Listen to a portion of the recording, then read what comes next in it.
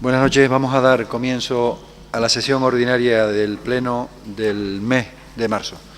Primero, excusar la ausencia de dos compañeras que se encuentran enfermas, Rosy González y Mariró Rodríguez. Y aprovechar también para saludar a las personas que nos acompañan en el Salón de Pleno, así como a todos aquellos que nos escuchan a través de Radio Agüimes Onda Libre en el 104.5 de la frecuencia modulada o a través de streaming en la página web municipal www.agüimes.es. El primer punto del orden del día es la lectura y aprobación, si procede, del borrador del acta de la sesión anterior.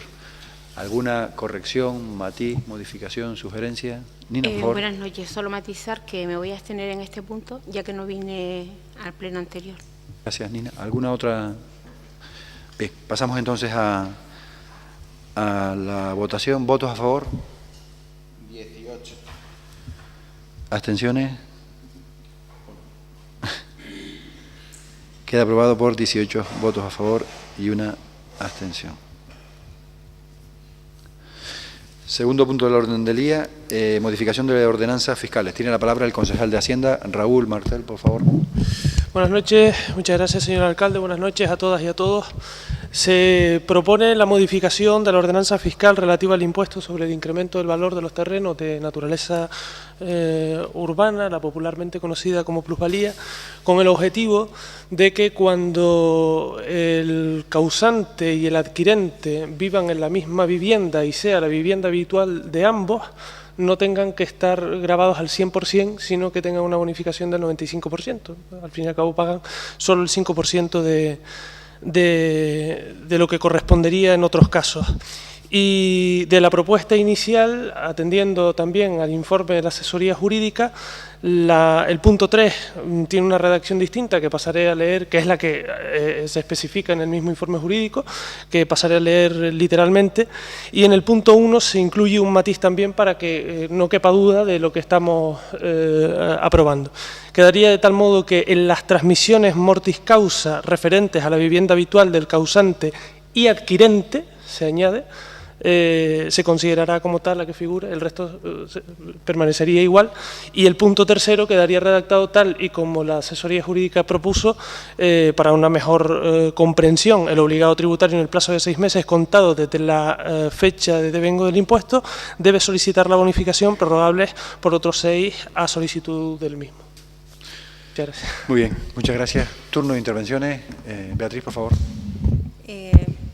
Felicitamos este tipo de actuaciones para beneficiar así a las familias, para que no tengan un coste añadido, pero creo que también además tenemos un concepto en la sociedad que son parejas de hecho y que no queda reflejada y quizás debiera reflejarse también para que en el caso que se produciera en cuestiones de parejas de hecho no tengan tampoco que verse afectado el núcleo familiar. Muchas gracias. Nina, por favor. Bueno, yo como es mi primera intervención, primero quiero dar las gracias por el regalo que tenemos, que nos hemos encontrado sobre la mesa. Se han adelantado los Reyes Magos. Y después con respecto a la compañera de Desarrollo Rural. Con respecto a la modificación de la ordenanza, pues no descarto poner alegaciones sobre la misma y además hacer un añadido, y es que tengamos en cuenta siempre que una ordenanza fiscal nunca está por encima de la ley. Muchas gracias, Nina. Yanira, por favor. Con respecto al apartado 1 y 2, totalmente de acuerdo con respecto a las bonificaciones, que siempre es beneficioso para todos los vecinos y vecinas. Y con respecto al punto 3, sí que en ese caso creo que es conveniente que presente alegaciones, porque no entiendo la necesidad de acortar los plazos, porque si el propio Real Decreto Legislativo, por el que se aprueba el texto refundido de la Ley de Haciendas Locales, establece que para presentar la declaración es de 6 meses prorrogables a 1 año, ¿por qué acortamos a 6 meses prorrogables por 6 meses más? Entiendo que estamos acortando los plazos y que en realidad pues no es beneficioso, sí, bajo mi entender. Gracias. Turno de intervenciones. Raúl. Sí, bueno, brevemente. En este caso estamos hablando de que en los supuestos en los que los adquirentes sean el cónyuge, los descendientes o adoptados o ascendientes o adoptantes. Podría haber tenido otras casuísticas, ¿no? Pero es la redacción que también ha sido valorada por la asesoría jurídica. Desde luego, no sé, en cuanto a lo que plantea Nina, en ningún caso se plantea que esté por encima de la ley. De hecho, el texto refundido de la Ley Reguladora de Haciendas Locales, el Real Decreto Legislativo 2/2004, de 27 de abril, permite esta bonificación. De hecho, establece que el resto de elementos sustantivos del impuesto estarán regulados por la ordenanza fiscal, y este es un elemento sustantivo del impuesto, y así se desprende también del informe jurídico, no sé a qué se refiere concretamente, pero bueno. Y lo que se hace precisamente por parte de la asesoría jurídica es adecuar el plazo para que la redacción fuera acorde con el periodo de declaración del impuesto, el de los 6 meses prorrogables por otros iguales. En ningún caso hay una voluntad de reducir el plazo, ¿vale? En el supuesto de que se dé esa situación, pues se adecuaría sin ningún problema. Muy bien, segundo turno de intervenciones. Beatriz. Sí, con respecto a mi argumento anterior, se propone que sea al cónyuge, pero bueno, nosotros les proponemos que se amplíe, que se mire de ampliar, no solo quedarnos aquí y ampliarnos. En cuestión también un poco al referido a lo que pueda decir Nina, la ley dice que las ordenanzas fiscales podrán regularse una bonificación de hasta el 95% en la cuenta íntegra del impuesto, en las transmisiones de terrenos y en la transacción o constitución de derechos reales. Esto solo se limita a lo que son a viviendas, pero también se podía ampliar a cuestiones de terrenos, solares y demás. O sea, que miremos un poco más allá.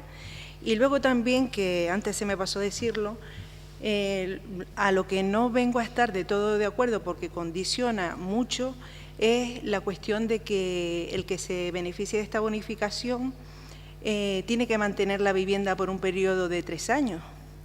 Si en el supuesto caso de que quien adquiera esta propiedad no pueda hacer cargo de esa vivienda, no podría beneficiarse por tener que mantener durante 3 años la vivienda y por lo tanto ni vendería ni nada. Entonces, creo que realmente está pensada esta ordenanza realmente para las personas más pudientes, porque en cierta forma, entiende usted, porque si yo tengo una buena renta en mi casa y heredo una casa de mi padre, igual me puedo beneficiar de la bonificación si puedo mantener mi casa más la de mi padre, pero si no pudiera mantenerla tendría que venderla y por lo tanto, así lo entiendo y si no usted me lo explica, no podría beneficiarme de esa bonificación, pero creo que sería bueno o proponemos nosotros desde nuestro grupo que se quede encima de la mesa y que pueda ampliarse a estas cuestiones que le planteamos, no solo a vivienda habitual, sino que también a todos terrenos y locales, demás bienes que la familia ha adquirido y por lo tanto entendemos que no tenemos que pagar por una herencia. Y ahí le dejo la cuestión. Gracias, Beatriz. ¿Alguna otra intervención, Nina? Sí, mi observación era al acortamiento de los plazos. Independientemente de que nunca, si es 6 más 6, si empieza en junio, de junio a diciembre, y después otros 6 meses se queda a mitad pilla 2 periodos impositivos, con lo cual no entiendo lo que es el argumento de que se acortan los plazos para adecuarlo al periodo impositivo del año natural. Yo sí creo que aquí un poco se lesiona el derecho del ciudadano de tener un plazo más amplio, que independientemente de que esté regulado aquí, siempre que lo vaya a solicitar, como está recogido en una ley superior, siempre lo va a tener derecho a ello. Muchas gracias, Yanina. No. Sí, un poco reforzar la idea de lo que explicaba Nina, que yo la entendía en el sentido en el que ella lo explicaba, de que en este caso la ley es muy clara y nos dice que para la declaración debe ser presentada cuando se trate de actos por causa de muerte, pues el plazo será de 6 meses, prorrogables hasta 1 año a solicitud del sujeto pasivo. Entonces entiendo que la ordenanza debe ir en el mismo sentido, no acortar los plazos. Por eso, entendiendo que 6 meses más 6 meses es 1 año, y por eso es el concepto prorrogable de hasta 1 año, son 6 meses más, no es 1 año más añadido de 6 meses. Pero bueno, independientemente de que se haga una... la voluntad es ser lo más beneficioso posible de cara a los derechos del ciudadano. Y por aclarar, el objeto de la modificación de la ordenanza tiene justo el efecto contrario, de intentar ayudar a las familias con menos recursos. Aquellas familias que tienen la desgracia de sufrir la muerte de un familiar y en este caso, pues además encima, el acto administrativo de hacer frente al gasto añadido de la plusvalía para la hora de regular la situación familiar. Pretende justo lo contrario. Lo que sí que no pretende es establecer una discriminación entre aquellas gentes con un patrimonio, el que sea, y darle algún tipo de ventaja en relación a otra persona con igual situación, excluyéndolo de la bonificación. El objeto, repito, de esta medida es precisamente echar una mano, ayudar a las familias que necesitan ese espacio, esa vivienda para poder vivir y no tengan que hacer frente a este tema. Evidentemente a todos nos encantaría ser absolutamente espléndidos en cuanto a las bonificaciones, pero también hay que discriminar entre aquellas medidas más sociales y aquellas que son necesarias también para el propio sostenimiento de la estructura de servicios del propio ayuntamiento. Pasamos, si les parece, a votar esta propuesta de modificación de ordenanzas fiscales. ¿Votos a favor? 16. ¿Abstenciones? 3. Queda aprobado por 16 votos favorables y 3 abstenciones. Siguiente punto del orden del día, el punto número 3, la moción institucional para la defensa del Faro de Maspalomas. Tiene la palabra la concejal de Urbanismo, María Sores, por favor. Gracias, buenas noches. El pasado mes de febrero, el Ayuntamiento de San Bartolomé de Tirajana aprobó una moción institucional de rechazo absoluto y tajante a la ampliación del dique del Faro de Maspalomas y a la instalación de un embarcadero o muelle deportivo en esa misma zona. Es nuestro deber atender y dar respuesta con la necesaria prestancia y el debido rigor a la obligación política y cívica, individual y colectiva de defender el hábitat y el bienestar general de la sociedad en la que vivimos. El proyecto de actuación presentado en este caso por una sociedad limitada invade un ecosistema de alta sensibilidad paisajística y sociocultural, un paisaje marino y natural envidiable, la historia de un lugar, su geografía y economía y economía de un importante valor simbólico y etnográfico para el conjunto poblacional de la isla de Gran Canaria. El Faro de Maspalomas es un lugar de referencia, un sentimiento de identidad y de pertenencia no solo para los habitantes de nuestra isla, sino también es uno de los mayores referentes exponenciales para la promoción, consolidación y el normal desenvolvimiento de la industria turística insular. Atentar contra este ecosistema es atentar contra los valores que lo cimientan, es atentar contra la memoria histórica de la población, contra su sentimiento comunitario de pertenencia y contra la estampa medioambiental que lo identifica, vertebra y refuerza. El proyecto que se solicita en el área de influencia del espigón del Faro de Maspalomas supone, en definitiva, un atentado desmedido e inmerecido y muy peligroso contra el paisaje y la economía turística de nuestra isla. En este sentido, resulta normal e ilógico que se ceda a una empresa particular un bien público natural, paisajístico y medioambiental de esta naturaleza y amplia consideración para que monte y desarrolle un proyecto de negocio privado que en su gestión diaria atentaría gravemente contra el mismo. La ampliación del actual espigón del Faro de Maspalomas y la instalación de un embarcadero deportivo son contraproducentes por innecesario, incoherente y atentatorio contra el espíritu de preservación y gestión medioambiental de nuestro litoral. Es, por tanto, necesario y preciso rechazar con contundencia y sin paliativos la concesión de autorización o concesión administrativa alguna que modifique la fisonomía, altere los usos actuales o privatice el uso del muelle del Faro de Maspalomas.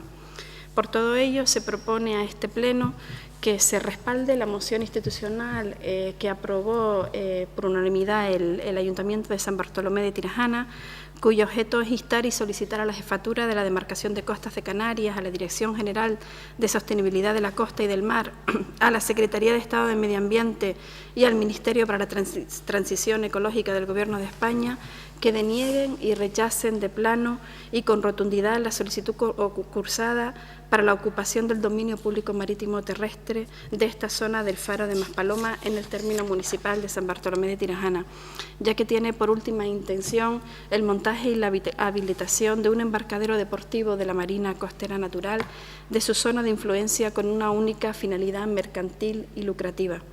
Como segundo punto, acordar también dar traslado de este acuerdo a todos los organismos antes mencionados en el primer punto del acuerdo y también al Ayuntamiento de San Bartolomé de Tirajana para que conozca el pronunciar de este Pleno.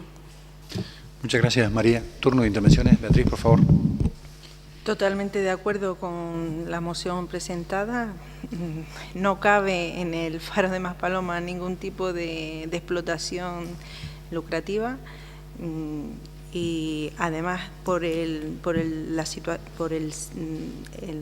valor emblemático y cultural y también del terreno que tiene la zona, creo que es labor también desde nuestro ayuntamiento de perseverarla y agradecerle al ayuntamiento de San Bartolomé de Tirajana que nos hayan querido informar para sumarnos a esta petición.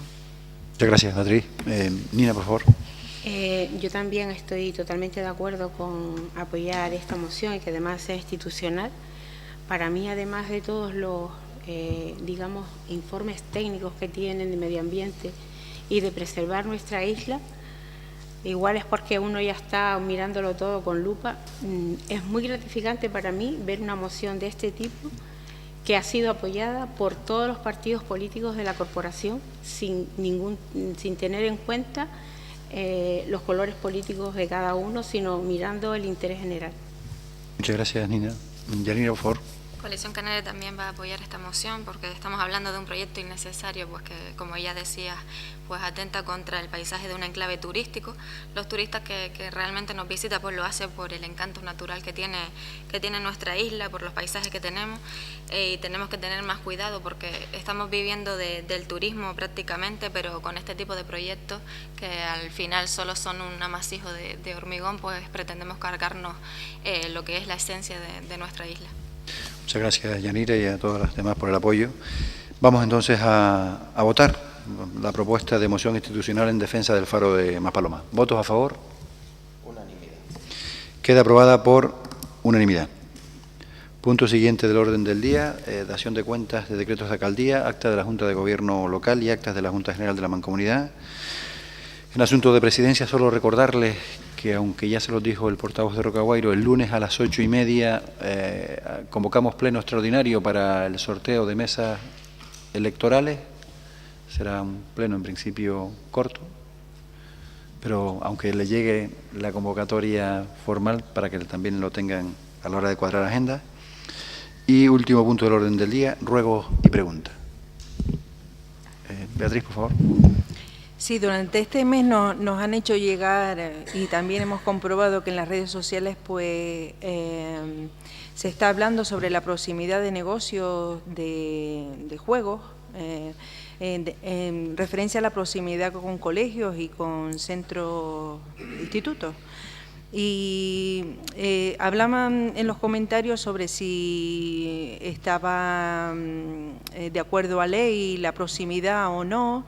Y pues desde aquí nos gustaría que desde la alcaldía se mencionara en este respecto y que un poco tranquilizara o diera a conocer cuál es la situación real. Muchas gracias. ¿Algún otro ruego, Nina? Yo voy a dar traslado de una queja que ha sido reiterada, pero que me la han vuelto a comunicar este mes varias personas. Y es un poco el hacer alguna reforma en el velatorio del Cruce de Aguinaga. En las dos salas que están para dos familias, ¿no?, que se ponga una mampara o algo en el centro para que las familias tengan un poco de intimidad. O sea, me ha sido trasladado reiteradamente, ya lo comenté en su momento, hace bastante tiempo en privado, pero sinceramente me había olvidado del tema hasta que ha vuelto otra vez a surgir y me lo han comentado. Gracias, Nina. ¿Alguna otra? Recientemente se ha puesto en funcionamiento el tema de la sede electrónica y era para saber si todos los trámites requieren el acceso con certificado electrónico, porque en realidad no todo el mundo tiene el certificado como persona física. Sí que es verdad que los autónomos y personas jurídicas sí que tienen el certificado, pero yo creo que debería haber determinados trámites donde se pueda acceder sin necesidad de certificado, aunque sea con clave específica solo para ese trámite. Muchas gracias, Yanira. Vamos a ver, la primera de las preguntas relacionada con el tema de la posibilidad de incumplimiento de la distancia obligatoria según ley en función del centro escolar y la apertura de este negocio. Entiendo que se refiere a Arinaga porque es el caso. La regulación está clara en la norma en función de la distancia. Se supone que la licencia tiene que contener el informe técnico que justifica la distancia entre ambos espacios, y en el peor de los casos, que no fuera así, pues el ayuntamiento evidentemente tomará medidas. Pero le comunicamos, en principio debe cumplirse con la distancia, si la licencia de apertura está tramitada acorde a la normativa, pero que bueno, que se le trasladará, si no fuera el caso, a usted y al resto de los miembros de la corporación. La reforma del velatorio de Arinaga, me consta que estábamos, porque además en los últimos velatorios, precisamente cuando hemos ido a acompañar a algún familiar, nos lo han vuelto a recordar, y yo sé que se están haciendo las gestiones para la compra de ese separador necesario para garantizar también mayor intimidad a las familias, y se hará en breve espacio. Y en relación al certificado electrónico, es por obligación legal, porque al final es la única manera también de garantizar que la persona que inicia cualquier trámite de un expediente es el titular del expediente que quiera plantear. Por lo tanto, sí que no existen otras posibilidades de autorizar cualquier trámite administrativo que venga a través del trámite de la administración electrónica. Por lo tanto, sí que es obligatorio el certificado digital, que además los residentes del municipio lo pueden sacar también aquí en el propio ayuntamiento. Tenemos un convenio firmado que lo que pretende es que cada vez más ciudadanos pues también puedan facilitar sus tareas a través es verdad que tendrán que venir alguna mañana a hacerlo, pero a diferencia de otros municipios, en Agüime sí se puede hacer ese trámite. Pues sin más asuntos que tratar, se levanta el orden del día. Buenas noches.